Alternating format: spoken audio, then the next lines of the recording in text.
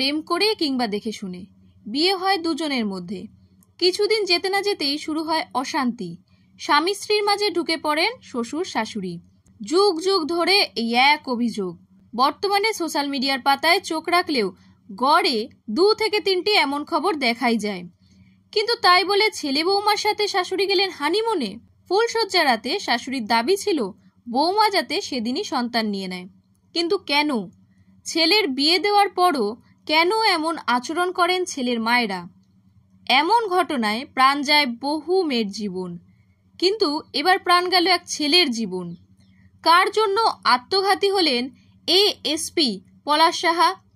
মা নাকি কম বয়সী স্ত্রী? কে দায়ী পলাশের মৃত্যুর জন্য? যদিও আত্মঘাতী হওয়ার আগে লেখা একটি নোট বলছে অন্য কথা। বয়সে বেশ খানিক ছোট সুন্দরী বউকে এক প্রকার চোখে হারাতো এএসপি পলাশ সাহা। কিন্তু ছেলের মায়ের প্রতি ছিল অগাধ ভালোবাসা। বেশ জাঁকজমক করে চৌধুরী বাড়ির মেয়ে সুস্মিতাকে বিয়ে করেছিলেন পলাশ। ফুলশয্যার দিনই বেরিয়ে আসে শ্বশুরবাড়ির আসল রূপ। শাশুড়ি মা বলেন বাচ্চা নিতে চাপ দিতে থাকেন ফুলশয্যার দিন থেকেই। কিন্তু সুস্মিতা পড়াশোনা করতে চাইতেন বলে এখনই মা হতে চাননি তিনি। এই নিয়ে শুরু হয়েছিল অশান্তি। দিনের পর দিন বেড়ে যাচ্ছিল মানসিক অত্যাচার। এরপর বছর 37-এর এএসপি পলাশ সাহা একটি নোট লিখে রিভলভার দিয়ে নিজের মাথায় গুলি করে আত্মঘাতী হন তিনি। আর সেই নোটে লিখেছিলেন, আমার মৃত্যুর জন্য মা এবং বউ কেউ দায়ী না, আমিই দায়ী। কাউকে ভালো রাখতে পারলাম না। বউ যেন সব স্বর্ণ নিয়ে যায় এবং ভালো থাকে। মায়ের দায়িত্ব 2 ভাইয়ের ওপর, তারা যেন মাকে ভালো রাখে। স্বর্ণবাদে যা আছে তা মায়ের জন্য, দিদি যেন কোঅর্ডিনেট করে। এই ঘটনা সোশ্যাল মিডিয়ায় মুহূর্তেই ভাইরাল হয়ে যায়।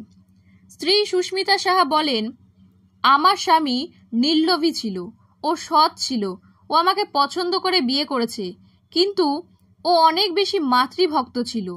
আমি সেটাকে অ্যাপ্রিসিয়েটও করতাম, কারণ আমিও তো একদিন মা হব, আমার সন্তানও তাহলে বাবার মতো হবে।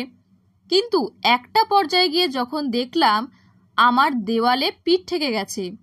আমি খুব আদর যত্ন করতাম ওকে, ওর মাকে, কিন্তু ওরা না আমাকে বুঝতো না। আমার স্বামী আমাকে প্রচুর ভালোবাসতো, কিন্তু ওই যে একটা বয়সের গ্যাপ, ওই জন্য ও আমাকে বুঝতো না। তিনি আরও বলেন, ওর মা আমাকে সংসার করতে দেয়নি। আমার স্বামী আমার হাতে রান্না ভালো খেত, এই জন্য আমার শাশুড়ি এক পর্যায়ে আমার রান্নাই বন্ধ করে দিল। আমার শাশুড়ির এথিক্স ছিল, ছেলে বিয়ে করবে, বউ তাড়াতাড়ি বাচ্চা হয়ে যাবে, বউ সংসার আর বাচ্চা নিয়ে থাকবে, আর সে তার ছেলেকে নিয়ে থাকবে। আমার শাশুড়ি আমার স্বামীর যে 35 বছর বয়স হলো, ওকে নিজে হাতে খাইয়ে দিত। যেদিন মারা গেল 7ই মে, ওই দিন সকালেও ওর মা ওকে খাইয়ে দিয়েছে। অন্যদিকে স্ত্রীর সঙ্গে অভিমান করেই এএসপি পলাশ সাহা আত্মহত্যা করেছেন বলে দাবি করেছেন তার মেজ ভাই নন্দলাল সাহা।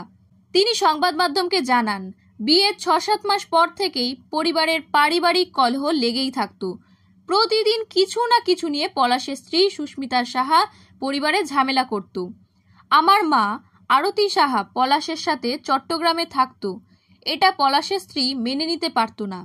সে সবসময় মাকে গ্রামের বাড়িতে পাঠিয়ে দেওয়ার জন্য পলাশকে চাপ প্রয়োগ করত।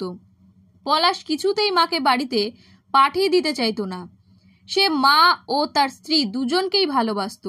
পলাশের মেজ ভাই আরও বলেন, বুধবার সকালে সামান্য বিষয় নিয়ে আমার মা আরতি সাহা ও ভাই পলাশ সাহার গায়ে হাত তোলেন সুস্মিতা সাহা। এটা কোনোভাবেই মেনে নিতে পারেননি আমার ভাই, আর এই কারণে ভাই পলাশ সাহা আত্মহত্যা করেছে বলে আমাদের ধারণা। কিন্তু এএসপি পলাশ সাহার স্ত্রীর মুখে অন্য সুর। পলাশের স্ত্রী বলেন, এই 2.5 বছর ধরে আমিও দেখেছি যে একটা বাচ্চা ছেলেকে যেভাবে তার মা প্যাম্পার করে, ঠিক ওভাবেই সব করত। প্রতিটা ক্ষেত্রে ও কি পোশাক পরবে, ও কি পোশাক কিনবে, ও কোনটা পরে অফিসে যাবে না যাবে, কখন কি খাবে না খাবে, কখন ঘুমাবে, কখন ঘুম থেকে উঠবে, সবটা ওর মা নিয়ন্ত্রণ করত। আর আমার স্বামী সেটা মেনে নিত। সোশ্যাল মিডিয়ায় বহু নেটিজেনের দাবি, ছেলের বিয়ের পর মা ছেলে বৌমার মধ্যে ঢুকে অশান্তি তৈরির জন্য একটা প্রাণ চলে গেল। একটি সদ্য বিবাহিত স্ত্রী স্বামীহারা হলো। এই বিষয়ে আপনাদের মতামত কি? এমন ঘটনা প্রায়ই দেখা যায়। তাহলে এর সমাধান কোথায়?